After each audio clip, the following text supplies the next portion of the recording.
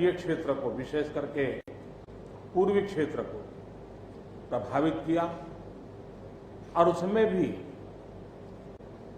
सबसे ज्यादा दुष्परिणाम पश्चिम बंगाल के हमारे भाइयों बहनों को, पश्चिम बंगाल के नागरिकों को, यहाँ के संपत्ति को बहुत हानि पहुंचाई है।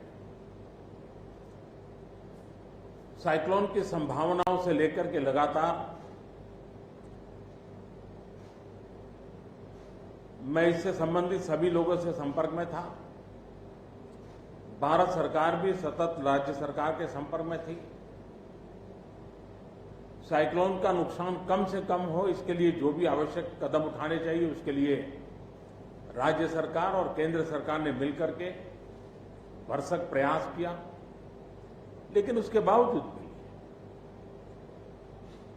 करीब करीब 80 लोगों के जीवन हम नहीं बचा पाए। इसका हम सबको दुख है। जिन परिवारों ने अपना स्वजन खोया है उनके प्रति केंद्र सरकार, राज्य सरकार और हम सबकी संवेदनाएं हैं और इस संकट की घड़ी में हम उनके साथ हैं। संपत्ति का भी नुकसान काफी होता है, चाहे एग्रीकल्चर हो,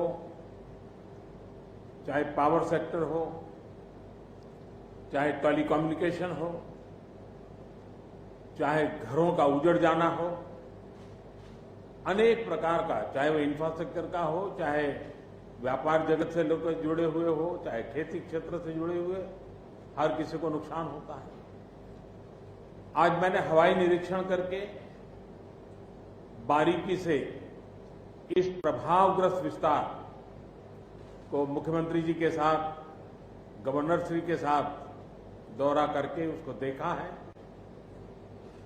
अभी राज्य सरकार ने और मुख्यमंत्री जी ने विस्तार से मेरे सामने जो भी प्राथमिक आकलन है उसका ब्यौरा दिया है।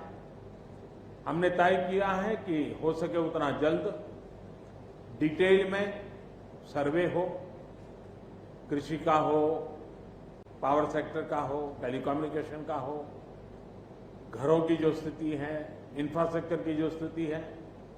केंद्र सरकार की तरफ से भी तत्काल एक टीम आएगी और वो टीम इन सभी क्षेत्रों में सर्वे करेगी और हम मिल करके रिहेबिलिटेशन हो, रिस्टोरेशन हो, रिकंस्ट्रक्शन हो, उसकी व्यापक योजना बना करके बंगाल की इस दुख की घड़ी में हम पूरा साथ देंगे, सहयोग देंगे और बंगाल जल्द से जल्द खड़ा हो जाए, बंगाल जल्द से जल्द तेज गति से आगे बढ़े, इसके लिए भारत सरकार कंधे से कंधा मिलाकर के काम करेगी और जो भी आवश्यकताएं होगी उन आवश्यकताओं को पूर्ण करने के लिए भारत सरकार के जो भी नीति नियम है उसका पूरी तरह उपयोग करते हुए पश्चिम बंगाल की मदद में हम खड़े रहेंगे। अभी तत्काल जो इस संकट की घड़ी में राज्य सरकार को कठिनाई न हो, इसके लिए एक एडवांस असिस्टेंस के रूप में 1000 करोड़ रुपया भारत सरकार की तरफ से व्यवस्था की जाएगी। साथ साथ जिन परिवारों ने अपने स्वजन खोए हैं उन परिवारों को प्रधानमंत्री राहत कोष से 2 लाख रुपया और जिन लोगों को इंजरी हुई है उनको 50,000 रुपये तक की सहायता देने का भी हम प्रधानमंत्री राहत कोष से करेंगे। पूरी दुनिया एक संकट से जूझ रही है। भारत भी लगातार कोरोना वायरस के खिलाफ लड़ाई लड़ रहा है। कोरोना वायरस की लड़ाई में जीतने का मंत्र और साइक्लोन में जीतने का मंत्र दोनों पूरी तरह एक दूसरे के ऑपोजिट है। कोरोना वायरस से लड़ने का मंत्र है जो जहां है वहीं रहे,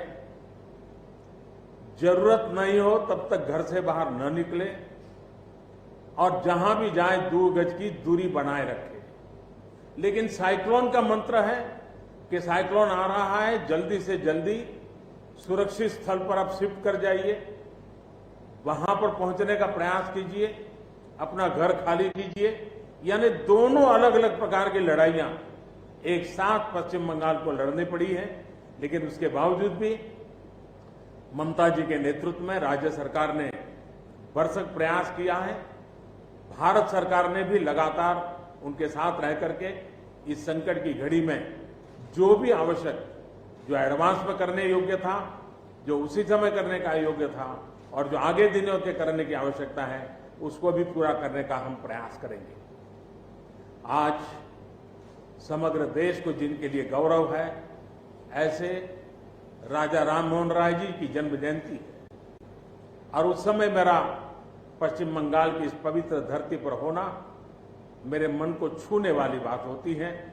लेकिन संकट की घड़ी से हम जूझ रहे हैं, तब मैं तो इतना ही कहूंगा कि राजा राममोहन राय जी हम सबको आशीर्वाद दें, ताकि समयानुकूल समाज परिवर्तन के जो उनके सपने थे, उनको पूरा करने के लिए हम मिल बैठ करके, मिलजुल करके एक उज्जवल भविष्य के लिए, भावी पीढ़ी के निर्माण के लिए समाज सुधार के अपने कामों को निरंतर जारी रखेंगे और वही राजा राममोहन राय जी को उत्तम श्रद्धांजलि होगी। मैं मेरे पश्चिम बंगाल के सभी भाइयों बहनों को विश्वास दिलाता हूं कि संकट की घड़ी में पूरा देश आपके साथ है। भारत सरकार कंधे से कंधा मिला करके आपके साथ आने वाले सभी कामों में खड़ी रहेगी। इसी संकट की घड़ी के समय आप सबसे मिलने आया हूं, लेकिन कोरोना वायरस के कारण सब नागरिकों से तो नहीं मिल पा रहा हूं। मन में एक कसक तो रह जाएगी। यहां से मैं आज उड़ीसा की ओर जाऊंगा और वहां भी हवाई निरीक्षण करूंगा, वहां के माननीय मुख्यमंत्री जी से, वहां की सरकार से बातचीत करूंगा। मैं फिर एक बार पश्चिम बंगाल की इस दुख की घड़ी में मैं आपके साथ हूं। जल्द से जल्द आप इस संकट से बाहर निकले, इसके लिए मैं पूरी तरह आपके साथ रहूंगा। बहुत बहुत धन्यवाद।